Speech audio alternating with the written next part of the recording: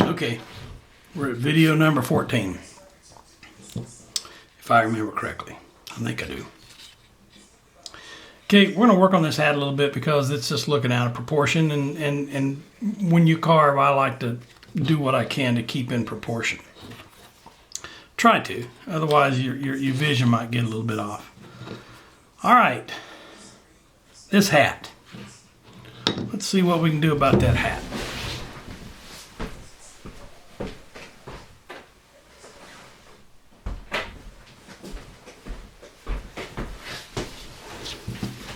Sorry, I had to reach out for another tool. I'm going to use another one of my stew-by. This one's a stew-by gouge.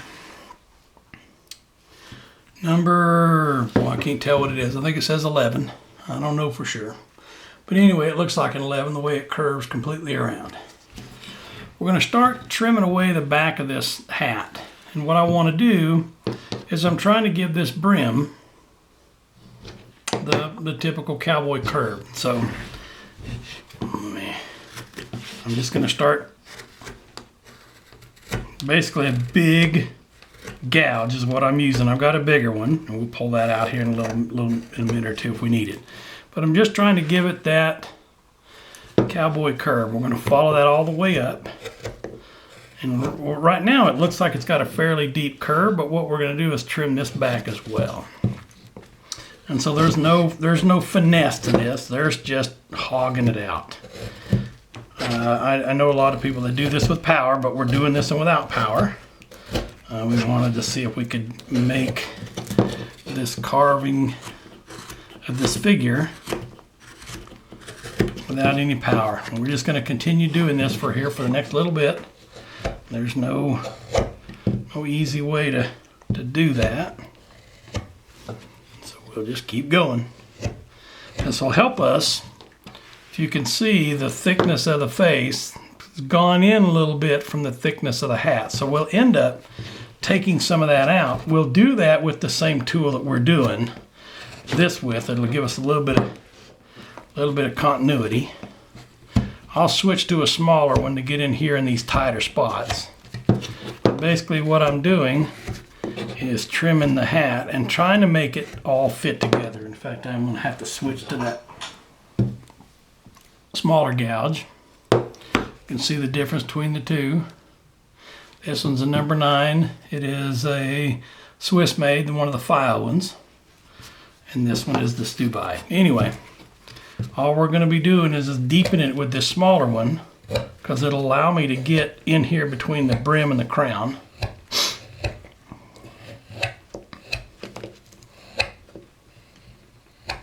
It's just a matter of taking it out. So whether you want to sit here and watch with me or fast forward, you can, on YouTube, you can change the speed. You can watch it at 1.5 or 0.75 or whatever speed you want to watch it on. Sorry, I keep covering up my carving with my fingers. I don't mean to. Like I say, I'm not used to carving like this. I'm used to putting it down in my lap and using a lot of torque and a lot of shoulder muscle, and doing it this way is a little different for me, but we're muddling through.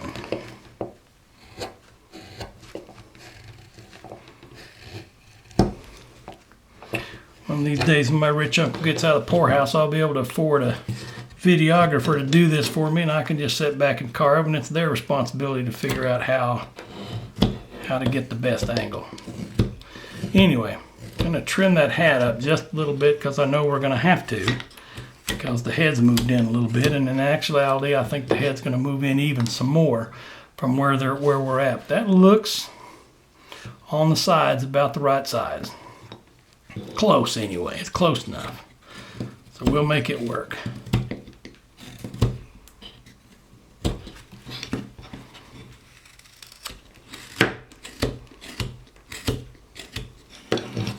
So we're just going to continue working around here, and I'm going to start in from here with the bigger tool and see how far that gets us. Got to realize this is ingrain, and so this is not the easiest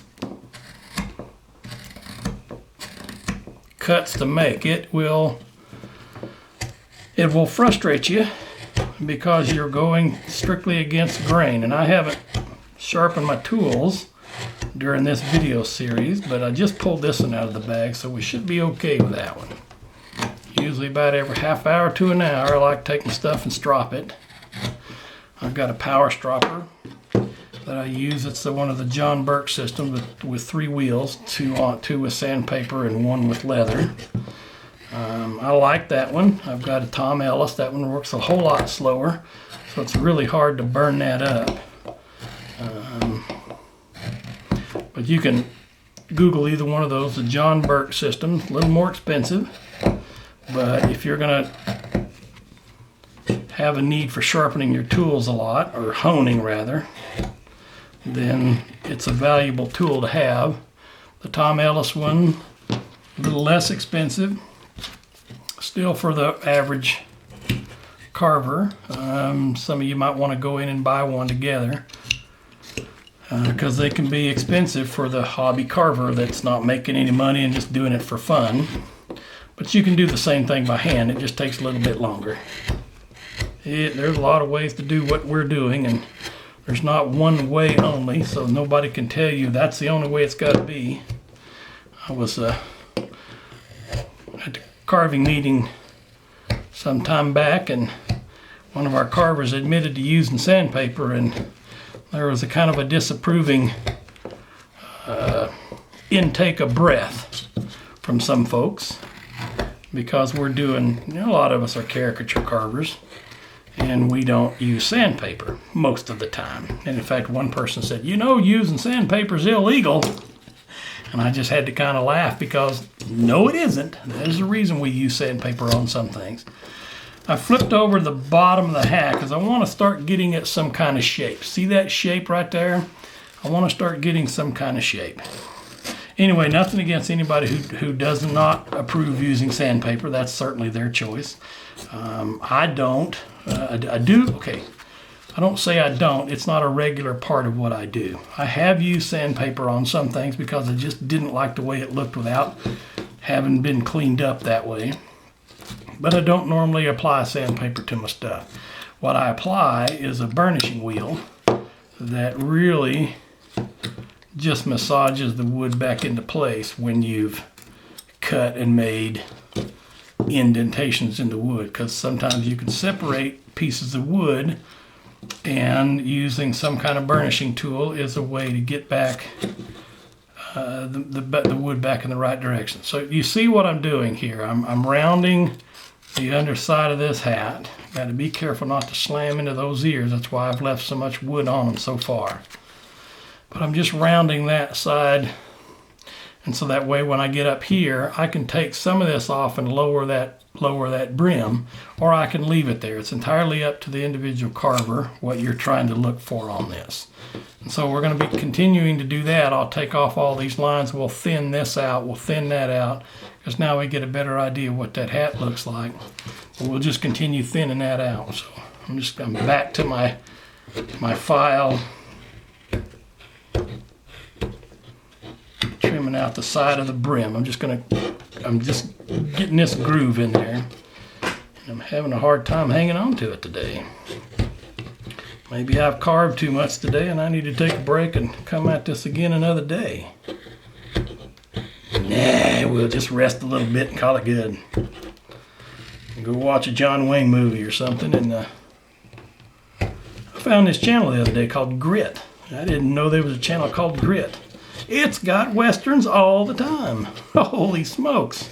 Of course, I didn't grow up on the ones from the 30s and the 50s, but there's some fairly decent ones in there. Randolph Scott, Ben Jonson, John Wayne, a few others. There were some good westerns in there I was watching. Anyway, we'll continue on. We're just making this deeper with every cut. You can see all the wood we've left here. We've made quite a few chips out of this hat, and if you look at it from the back, it's starting to look like a real hat. Starting to look, well, a wooden representation of a real hat, rather. It's not a real hat, or we'd take it off and wear it. We're just rounding. That's all we're doing is just rounding this thing over.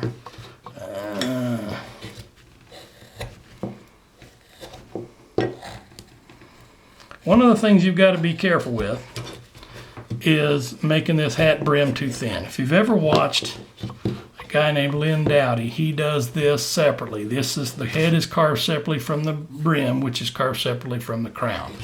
And he is a master at making it work. I've done a few like that, and I'll be honest with you, it's harder work than this. But there are some easier aspects of it. When you go to carve this, if you carve this too thin between here and here, you're going to be able to see through that hat brim, which means the next few cuts are going to make sure that you go all the way through that hat brim. That's not fun. I know all of us have our own little ways of fixing that, of making it better. And I know people that have used Bondo, modeling paste, glue with sawdust mixed together with the paint you want. You just got to be careful with that if that's not the look you're looking for, because the moment you take a carving and you've cut through it and you need to repair it, a lot of those mediums, Bondo, epoxy, wood filler, modeling paste, whatever you do, a lot of it doesn't take paint as well as the natural wood. So now you've got to play around with that. You've got to find the right combination of mixture to make it look like it's natural wood, because that's what you're really doing a wood carving, unless you're one of those carvers who uses mixed media, and there's nothing wrong with that. Again, referring back to Lynn Dowdy, his Out West wood carving website, he shows you how to use a lot of medium in there. He uses metal in there. He'll use epoxy, and he'll use a number of types of medium to help him do what he's doing. And he is a master at Old West carvings. Cowboys, Indians, storekeepers, sheriffs, bandits, cooks, you name it, he does it. I love his work. I wish I could do that good of work, but he carves differently than I do, so I'll probably never carve like him. Just like he'll probably never carve like me. Anyway, he does a good job of doing that, and if you get a chance, pop on over to his website. He's got his old Blogspot one, and then he's got another one that he's made, Old West Gallery. He got a lot of videos, a whole lot more than I probably ever will have. Several hundred, I know. But anyway, he's got a good way of doing this and a good way of doing it. All three of them are separate. He has to match the hat to the brim and make sure it looks like it's sitting right on the hat. Match the crown to the hat and make sure it fits all together, and then glue it all together and dowel it to the hat. And to me, he does a marvelous job of doing it. Just seems like a whole lot of work the few times that I've tried it myself. So 13 minutes. Let's see what we can do about this hat a little bit. Match it on the other side. I keep forgetting that I'm moving off camera for you, and I don't mean to do that. Okay, you get kind of an idea of where we're going. I've done a few of these. I like the way they turn out, but they don't always turn out the way I want. So anyway, we're going to continue playing with this hat, making him look like a good old cowboy. And here we are at almost 14 minutes. We're getting there. I like this guy. All right, we'll close for now. End of video number 14. See you on the next one.